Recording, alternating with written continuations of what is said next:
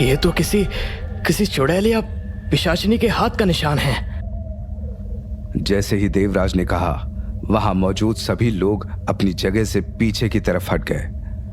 सबके चेहरे पर खौफ ने अपनी जगह बना ली थी। उन लोगों में बातें होने लगी। एक ने कहा, पिशाचिनी के हाथ का निशान? मतलब हमारी रानी सा को पिशाचिनी ने मारा? तभी एक औरत बोली, लेकिन पिशाचिनी तो रत्नागिरी के जंगल में रहती है। गांव में आकर तो उसने कभी किसी को मारा ही नहीं। सुना है पिछले बरस रत्नागिरी की रानी गीतांजलि के भाई विक्रम को मार दिया था पिशाचिनी ने, लेकिन वो तो कत्ल भी जंगल में ही हुआ था, जंगल के बाहर नहीं। पीछे की तरफ खड़ी एक दूसरी औरत ने धीरे से कहा। तभी एक आदमी अपने माथे का पसीना पोंछते हुए रानी सुनैना की लाश को देखता है और वहां मौजूद लोगों से कहता है, रत्नागिरी की पिशाचिनी का सोनगिरी में आना और हमारी रानी सा की जान ले लेना, ये शुभ संकेत नहीं है। और असल सवाल तो यह है कि उस पिशाचिनी ने हमारी रानी सा को क्यों मारा? रानी सा से क्या ही उसकी दुश्मनी होगी? ये सवाल सुनते ही एक बूढ़ा आदमी आगे आया और बोला, इस सवाल का जवाब तो रत्नागिरी में ही मिलेगा। आखिर रानी सा भी तो रत्नागिरी की ही थी। दुख से भरे हुए देवराज ने उन सब लोगों की बातें सुनी और उन्हें ये समझते देर नहीं लगी कि वो पिशाचिनी जो भी है, वो देवराज के करीबी लोगों को मारकर अपनी कोई दुश्मनी निकाल रही है। पहले विक्रम और आज सुनैना, ये इत्तेफाक नहीं है। इसके पीछे जरूर कोई राज है। देवराज ने मन ही मन खुद से कहा। वहां भीड़ में गीतांजलि की दासी कजरी भी थी। सारा मंजर देखने और सुनने के बाद वो फौरन ही वहां से निकल गई। कजरी अपने पति के साथ घोड़ा गाड़ी में आई थी। उसमें बैठते ही उसने अपने पति से कहा, ए जी जल्दी चलो, मुझे रानी गीतांजलि को जल्दी से यहाँ का समाचार पहुँचाना है। उधर रत्नागिरी में अपने कक्ष से निकलकर गीतांजलि भी हवेली के दरवाजे पर आ चुकी थी।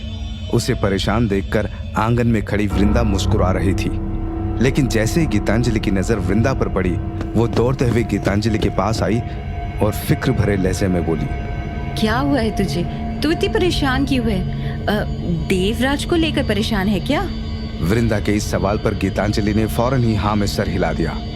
तभी वृंदा आगे बोली, अरे तू परेशान मत हो, मैंने माँ से कह दिया है कि आज उस दोष विश्वदीप के सर के 2 टुकड़े होने चाहिए, और ये भी कि देव को खरोच तक नहीं आनी चाहिए। तू बिल्कुल फिक्र मत कर। वृंदा ने जो कहा वो सुनकर गीतांजलि ने उसे हैरानी से देखा। माँ सब संभाल लेगी, लेकिन तेरी माँ तो इस दुनिया में है ही नहीं, फिर तूने किसे कहा? कि तभी वृंदा हड़बड़ाते हुए बोली, अरे वो माँ मतलब देवी माँ। मैंने देवी माँ से प्रार्थना करते हुए वो सब कहा था। अपनी माँ से मैं कैसे, वो तो मुझे जन्म देते ही, तुझे तो पता ही है। अच्छा मैं आती हूँ। ये कहते हुए वृंदा अपने कमरे की तरफ जाने लगी। जाते हुए एक नजर उसने गीतांजलि को देखा और मन ही मन खुद से कहा, आज तो बाल बच गई। गीतांजलि हवेली के दरवाजे से बाहर की तरफ देख रही थी कि तभी उसे एक घोड़ा गाड़ी आते दिखी। हवेली के दरवाजे पर आकर जैसे ही घोड़ा गाड़ी रुकी, कजरी तेजी से उतरी और दौड़कर गीतांजलि के पास आकर खड़ी हो गई। कजरी घबराई हुई थी। उसका चेहरा देखते ही गीतांजलि को किसी अनहोनी का एहसास हुआ। हाँ रानी साहब ठीक है, लेकिन क्या? गीतांजलि घबराते हुए बोली। कजरी को आते हुए वृंदा ने भी देख लिया था। वो हवेली के आंगन में छुपकर ही कजरी और गीतांजलि की बातें सुन रही थी। कजरी ने अपना सर झुकाते हुए विश्वदीप और सुनैना दोनों के मरने की खबर सुना दी। सुनैना की मौत की खबर सुनते ही गीतांजलि को धक्का सा लगा और वो वहीं जमीन पर बैठ गई। खुद को संभालिए रानी सा, कजरी ने गीतांजलि का हाथ पकड़ते हुए कहा। तभी वृंदा दौड़ते हुए अपने कमरे में आ गई। कमरे में लगे बड़े आईने के सामने आकर उसने गुस्से से कहा, माँ सामने आ। तभी बड़ा आईना 2 हिस्सों में खुल गया। आईने के पीछे से निकलकर पिशाचिनी कमरे में आ गई। अपनी माँ को सामने देखते ही वृंदा फिर से गुस्से में बोली, मैंने तुझसे कहा था कि विश्वदीप मरना चाहिए और सुनैना को कुछ नहीं करना, लेकिन तूने मेरी बात ही नहीं मानी ना। मार आई सुनैना को। तो क्या हुआ, तेरे रास्ते का कांटा ही थी वो। एक तो तेरा रास्ता साफ किया और तू मुझे ही सुना रही है। उधर जमीन पर बैठी गीतांजलि ने कचरी की तरफ देखा और धीरे से कहा, सुनैना ने छत से कूदकर अपनी जान दे दी। ये सुनते ही कजरी ने गीतांजलि को पूरा सच बताया। नहीं रानी सा, पिशाचनी ने ही मारा है। हमने खुद रानी सुनैना के मुंह से सुना। उन्होंने कहा था कि ये हमने नहीं किया, हमसे किसी ने कहा देवा का होना है तो कूद जाओ। हम कूद गए देवा। फिर कजरी ने आगे बताया, और फिर हवा का तेज झोंका आया और हम सब जैसे बेसुध से हो गए। लेकिन जैसे ही हमें अपनी सुध लगी, रानी सुनैना मर चुकी थी, लेकिन उनकी गर्दन पर पिशाचनी के हाथ का निशान था। उन्हें पिशाचनी ने ही मारा है। पिशाचिनी का नाम सुनते ही गीतांजलि की आंखें गुस्से से लाल हो गई।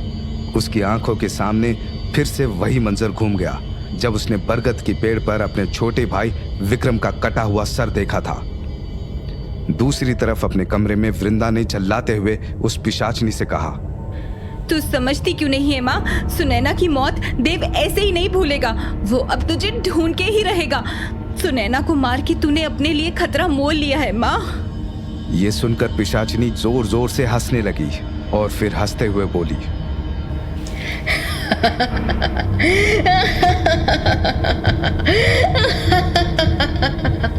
खतरा और मुझे, वो भी उस देव से।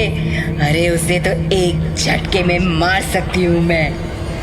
क्या कहा तूने? देव को मारेगी तू? मेरे देव को मारेगी? वृंदा गुस्से में बोली। उसकी आंखों में अचानक ही मानो खून उतर आया था। वृंदा आगे बढ़ी और उसने अपनी मां यानी पिशाचिनी की गर्दन पकड़ ली और उसे हवा में उठा दिया। वृंदा का ये रूप और उसकी शक्ति देखकर पिशाचिनी ने उसे हैरानी से देखा और तभी वृंदा चीखते हुए आगे बोली, अगर देव को कुछ हुआ तो मैं तेरी जान ले लूंगी। सुना तूने? और अगर देव मेरा नहीं हुआ ना तो मैं आग लगा दूंगी इस हवेली को, तबाह कर दूंगी, सब कुछ तबाह कर दूंगी मैं।